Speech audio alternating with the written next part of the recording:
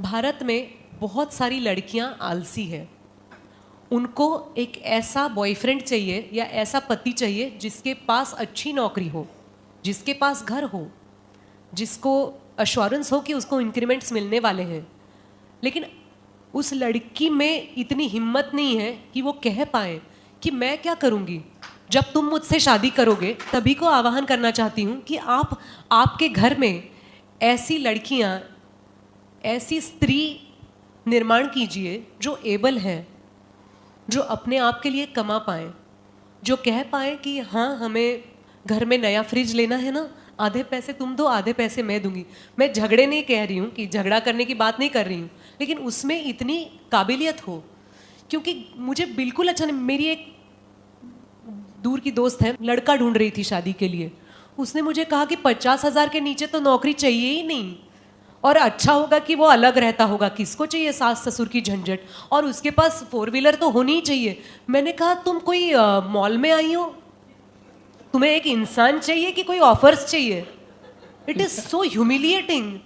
और मुझे ऐसा लगता है कि 18 साल के जब हो जाते हैं लड़के तो उन पे प्रेशर रहता है, मर्द बॉयज़, तो उन पे प्रेशर रहता है कि अब पढ़ाई ख़त्म होने को है बॉस, बस हो गया, मस्ती मजाक कमा लो, फैमिली को सपोर्ट करो। और I feel like crying for my brothers. My husband got selected from the campus interview when he was all of 20 and he has started earning. Why? जबकि लड़कियां 25 साल 27 साल की हो जाए तब तक सोचती रहती है और बॉयफ्रेंड पे प्रेशर डालती रहती है कि सॉरी इंडिया में नहीं चाहिए हनीमून, हनीमून तो होगा तो फॉरेन में होगा। और अब तो पूछो ही मत, डेस्टिनेशन वेडिंग्स हैं, प्री वेडिंग शूट्स हैं, रील्स हैं, उसका सारा खर्चा वो बॉयफ्रेंड या होने वाला हस्बैंड ही उठाएगा। क्यों? अगर आपको ये सब ऐशो आराम की जिंदगी चाहिए तो आप क्या कमाओगी?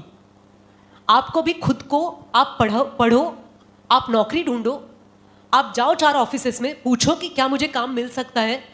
ये नहीं होता। और लड़कियां ये बोलती है कि तुमने मेरी तरफ ऐसे क्यों देखा। ये थोड़े ना हक होता है। आपको अप्रिसिएशन भी नहीं चाहिए। आपको किसी ने आपको अच्छा बोला तो आप HR को रिपोर्ट करोगे, पता है उन्होंने कहा कि ऐसे कपड़े क्यों पहने। अरे बात तो सुन लो, इतनी क्यों एज पे रहती हो। मैं परसेंटेज की बात नहीं कर रही हूँ, not all the women are like that, but this aggression, this demanding nature is growing quite a lot, wherein I feel that we have to just look at the situation with a certain amount of humbleness and equality, that you also owe something to the family. Bills भरना सिर्फ आपके husband का काम नहीं है। आप बोलो ना कभी कि तुम छोड़ो यार, अगले 6 महीने तुम्हें छुट्टी है, देखो क्या स्माइल मिलती है।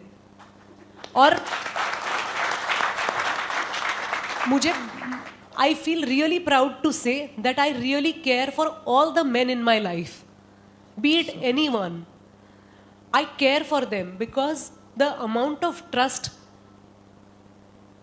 we exchange, मुझे लगता है कि सिर्फ खाना, मुझे तो बहुत अच्छा लगता है खाना बनाना। मैं कभी कभी जब एक्सप्रेस नहीं कर पाती हूँ अपनी इमोशन को तो कुछ बना लेती हूँ। मैं एक बहुत 4-5 मेरी फेवरेट डिशेस है वो बना लेती हूँ और वो मैं दे देती हूँ। मुझे लगता है वो मेरी तरफ से सबसे बड़ा प्यार होता है। लेकिन खाना बनाने से आगे और भी चीज़ें होती है जो आप अपनी फैमिली को, अपने पार्टनर को ऑफ़र कर सकती हैं। तो मुझे लगता है आज ज़रूरत है उन सारे महिलाओं की जो ये कह पाएँ कि परसेंटेज हमें आरक्षण में इतना मिला है, वो अलग बात है, वो सरकार की जिम्मेदारी है और गवर्नमेंट अपनी जिम्मेदारी अपने तरफ से निभा रही है। कुछ जिम्मेदारियां हमारी भी होती है, and we definitely need to understand those responsibilities